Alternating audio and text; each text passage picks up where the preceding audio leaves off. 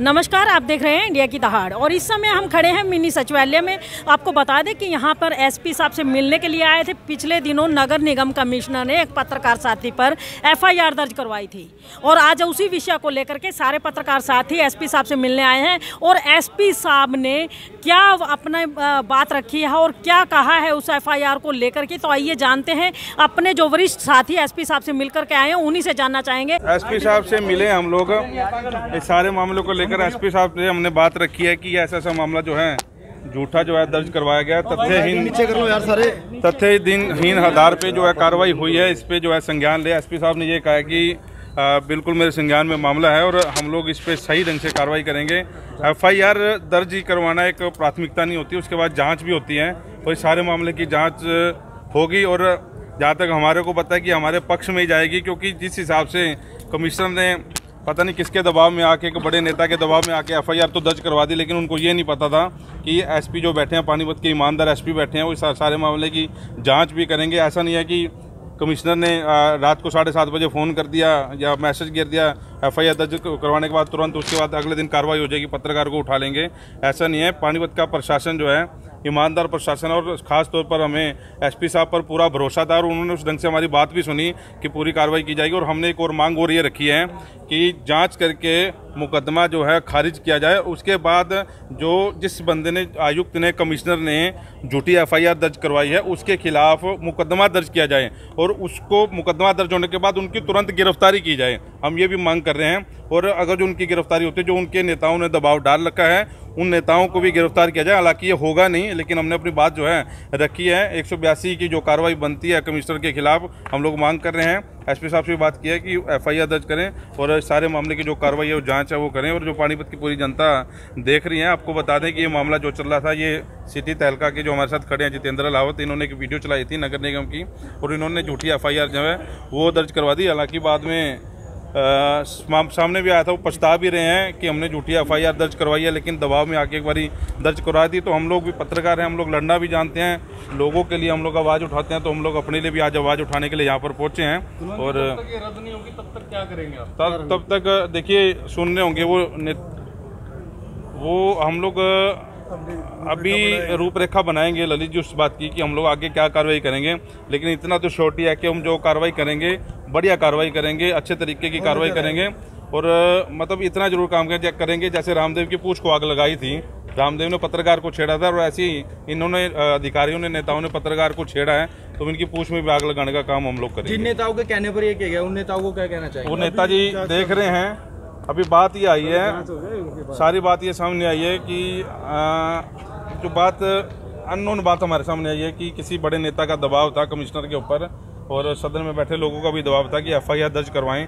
Commissioner को तो सिर्फ एक मोहरा बनाया गया है कि आप जो है बात आगे रखें, क्योंकि उनको पता था कि कमिश्नर करवाएगा तो ये पत्रकार कुछ बोलेंगे नहीं, अगर कोई नेता करवाएगा तो पूरा जो है पत्रकार जगत भड़क जाएगा। लेकिन उनको ये नहीं पता कि हम कमिश्नर के खिलाफ भी भड़क सकते हैं। हमारे खिलाफ जो गलत बोले, हम अगर जो सरकार की वाहवाही कर रहे हैं तो सरकार हमारे खिलाफ गलत बोलेगी, हम सरकार के खिलाफ भी भड़केंगे और सरकार के खिलाफ जो गलत काम हो रहे हैं। मैं पहले भी कहता हूँ कि मुख्यमंत्री करोड़ों अरबों रुपया जो पानीपत में पैसा दे रहे हैं, सरकार ईमानदार है, लेकिन जो नीचे बैठे नेता हैं वो पैसे का दुरुपयोग कर रहे हैं। और ये हम लोग नहीं कह रहे, इनके पार्षद ही कह रहे हैं। और वही लगातार जो कार्रवाई है सोशल मीडिया के जरिए से पूरा पानीपत देख रहा था। और आज स्वार्थपूर्ण जो है मीटिंग साहब से हुई है और इनके बड़े अधिकारियों के साथ हुई है। तो मेरे ख्याल में अगले 2-4 दिन में ये मुकदमा जो है खारिज हो जाएगा। लेकिन हमने ये मांग जरूर रखी है कि उस अधिकारी का ट्रांसफर होने से पहले इस मुकदमे को खारिज किया जाए और उस अधिकारी के खिलाफ जो है मुकदमा दर्ज किया जाए। पत्रकार वर्ग आपके साथ खड़ा हुआ है और एसपी साहब से भी मिले, क्या लगता है कि कार्रवाई किस पाले में जाएगी? कार्रवाई किसी भी पाले में जाए, बहन जी आप इस बात से न घबराएं। ये तो एक जो केस होते हैं ना, ये पत्रकार का गहना और ताज होता है। जितने केस लगेंगे उतना ही आदमी सोचता है भी ये ईमानदारी और सही दिशा में जा रहा है।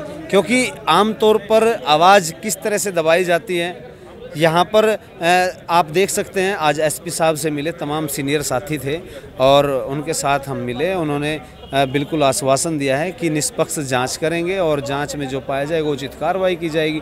बहरहाल जो यदि बात की जाए तमाम इस प्रकरण की, इस प्रकरण में जिस तरह से ये ज़रूर साफ हो जाता है कि कमिश्नर के पीछे, क्योंकि वो लैंग्वेज जो आपने भी पढ़ी है, वो कहीं ना कहीं उसके पीछे जो है सत्ता की जो ताकत है उसका बहुत बड़ा रोल है और उससे हमें इसकी बू जरूर आ रही है। मतलब कहीं ना कहीं कहते हैं कि दुशासन के पीछे कहते मामा शकुनी बैठा हुआ था, उसके कहने पे चीर हरण करने पहुंचा था।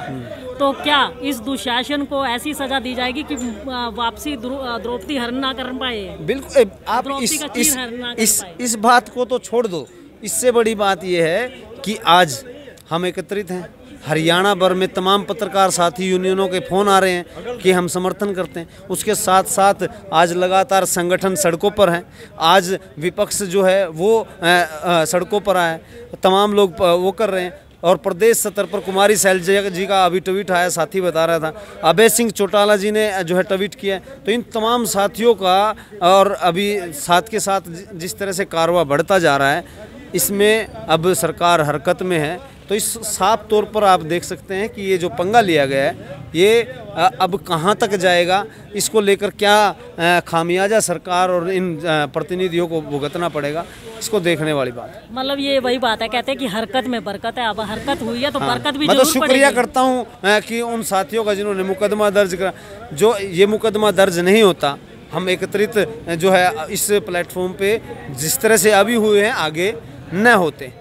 ये तो एक मैं तो धन्यवाद भी देता हूँ कमिश्नर साहब को कि आपने जो है इसको मुकदमा जो दर्ज कराया है और इसके साथ साथ हरियाणा भर में जिस तरह से तमाम साथियों का समर्थन मिल रहा है, तो उन साथियों से भी मुलाकात रूबरू होने का मौका मिला। एसपी साहब से आज हम मिले थे तो उनका कहना है ये मामला पूरी तरह से उनके संज्ञान में। और क्या है, पुलिस के पास अगर कोई भी शिकायत देता तो पुलिस को एफआईआर दर्ज करनी पड़ती है। अभी तो मामले की जांच होगी और एसपी साहब ने आश्वासन दिया कि निष्पक्ष तरीके से जो है पूरे मामले की जांच की जाएगी। और हमें भी पूरा आश्वासन दिया और हमें विश्वास है कि एसपी साहब निष्पक्ष तरीके से मामले की जाँच करवाएंगे और लास्ट में जो है ये मुकदमा कैंसिल हो जाएगा।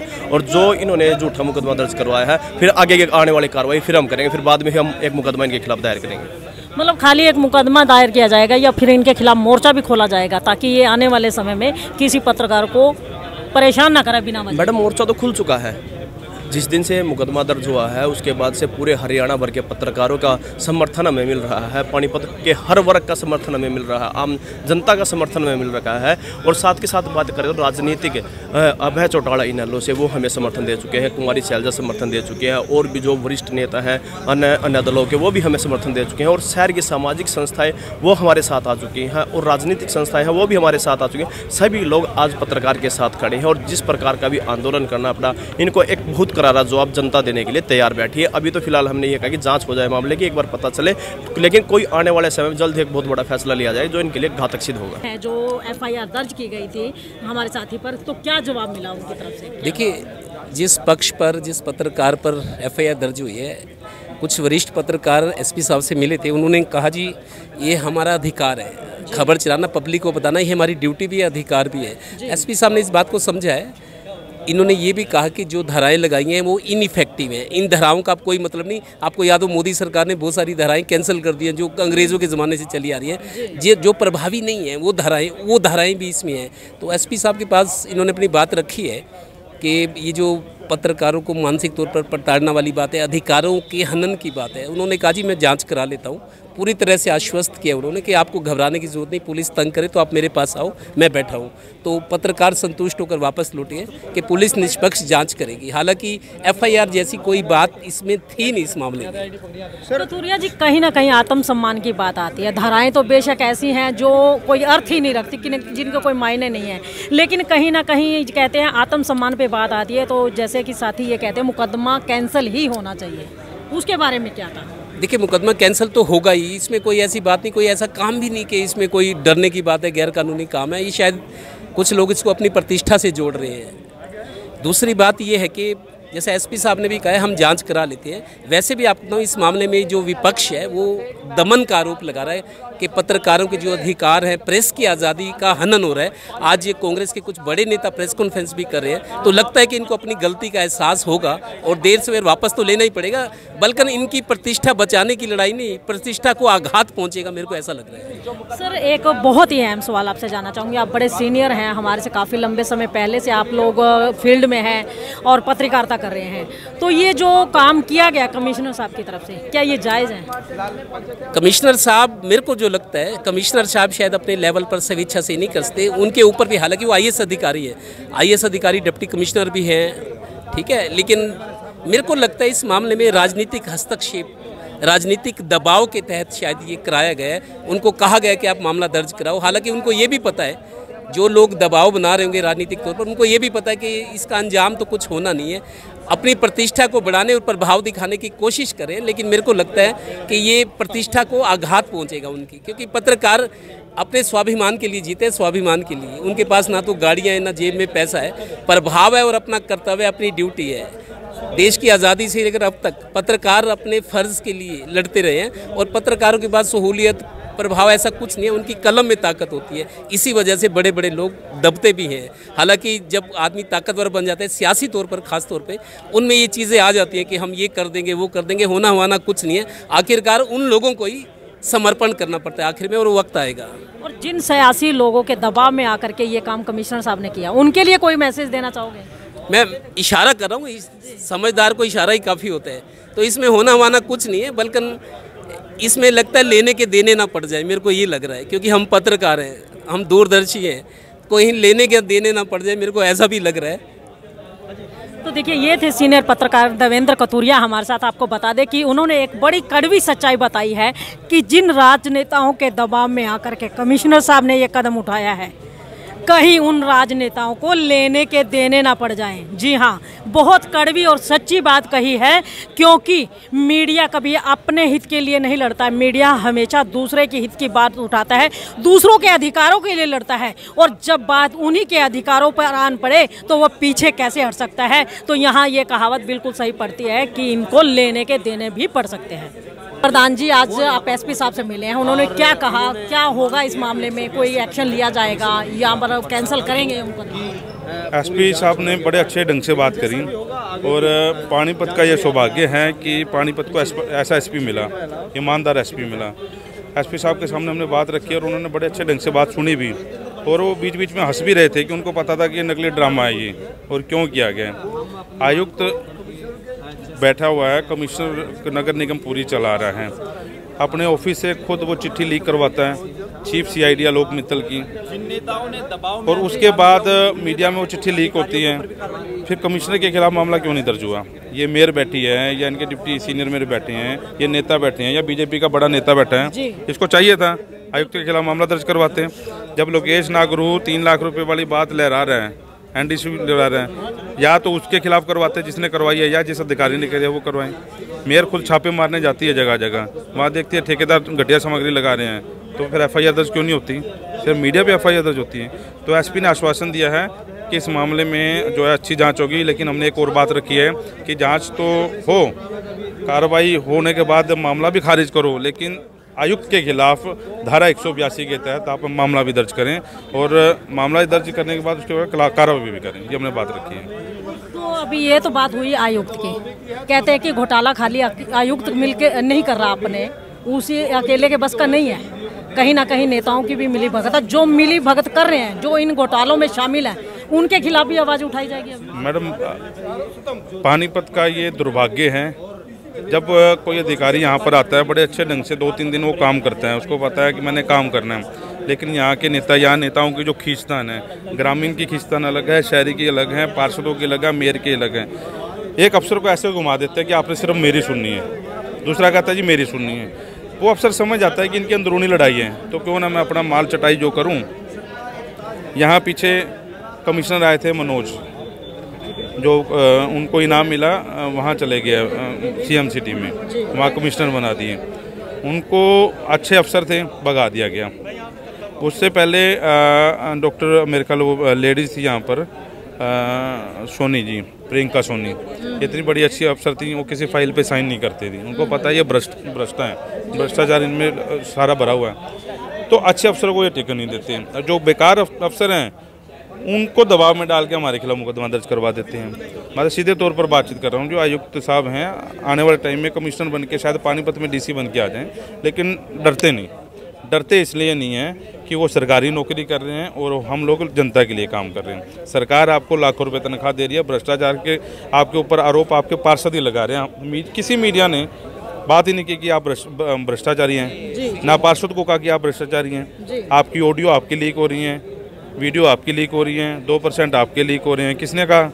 आप लोग आपके पार्षद दे रहे हैं, आपके मेयर हमारे को दे रहे हैं, हम लोग चला रहे हैं। और ये परसों वाली जो कार्रवाई हुई है, जो सिटी तहलका ने चलाई है, उसके ऊपर मेरे को तो पूरा शक है कमिश्नर ने लीक करवाई है ये, या कमिश्नर के कारिंदों ने लीक करवाई है कि ये देख लो अंदर क्या हो रहा है। और उस मीटिंग में जब आपका सीनियर नेता प्रमोद विज विधायक बैठा हुआ है, वो भी उठ के चला जाता है, तो डूब मरने वाली बात है कि एक तो वो बुजुर्ग और एक इनसे सीनियर, उनको कह रहे हो कि आप यहाँ पे नहीं बैठो, आप अपनी बात विधानसभा में रखो, तो उनको बैन कर दो। एक बात बताओ, ये कहते हैं कि आप यहाँ मत बैठो, कमिश्नर कहता है, और एमपी कहता है कि आप नगर निगम की मीटिंग में बैठो। अब वो विधायक बेचारा जाए तो जाए कहाँ? देखिए, पानीपत का दुर्भाग्य, जी, प्रमोद विज एमएलए हैं सत्ता पक्ष के, उनको अपनी पावर का नहीं पता। मतलब एक मैं नाम नहीं लेता, पीछे जो पार्टियों ने पानीपत में राज किया है, सारे अफसर उनके दफ्तर के बाहर गाड़ियां खड़ी करके और वहाँ 12-12 घंटे की मीटिंग चलती थी। यहाँ पे क्या हो रहा है पानीपत में? यही विधायक, यही मेयर कमिश्नर के ऑफिस में जा रहे हैं, छापा मारने जा रहे हैं पूरी मीडिया को लेकर, मैं ये कर दूंगा वो कर दूंगा। होता क्या है? मीडिया को बरगला रहे हैं, जनता को बरगला रहे हैं, जनता देख रही है इनके कारनामों को। ये चीज़ें जो हैं, अब रेड कारपेट पे मीटिंग करना, पता है इनके बाप का पैसा था, ये मेरा टैक्स का पैसा था, मैंने एनडीसी करवाई उसका पैसा था, जो मैं नगर निगम को टैक्स के रूप में सारे पैसे दे रहा हूँ वो मेरा पैसा था। इनके बाप का क्या चल गया उसमें? तो ये सारी बातें हमारे जहन में हैं और आने वाले तरीके में हम रखेंगे अच्छी बातें। तो देखिए, ये थे HUJ के प्रधान कुलवंत सिंह जी हमारे से, जिन्होंने बखूबी बताया कि नगर निगम के अंदर जितना भी घोटाला होता है वो सारे के सारे, चाहे वो नेता हैं या कोई सरकारी अधिकारी हैं, सबके मिली जुली भगत से होता है। और आपको बता दें कि ये जो नगर निगम में कमिश्नर आता है या कोई भी अधिकारी आता है, ये सारे के सारे नेता उन्हें अपनी उंगलियों पे नचाने की कोशिश करते हैं। ये कहा सरदार कुलवंत सिंह ने, और उन्होंने ये कहा है कि जब ये लोग इनके कहने नहीं मानते हैं, या तो इनके ट्रांसफ़र कर दिए जाते हैं या फिर इनको सस्पेंड करवा दिया जाता है। पिछले समय में आपने देखा कि कितने ही कमिश्नर नगर निगम के आए, जिनका नाम उन्होंने गिनवाया, प्रियंका सोनी थी, मनोज कुमार थे, और 1-2 अधिकारियों के उन्होंने नाम गिनवाए, क्योंकि वो बेहद ईमानदार थे और इन नेताओं के इशारों पर नहीं नाचे, तो उनका ट्रांसफ़र करवा दिया गया।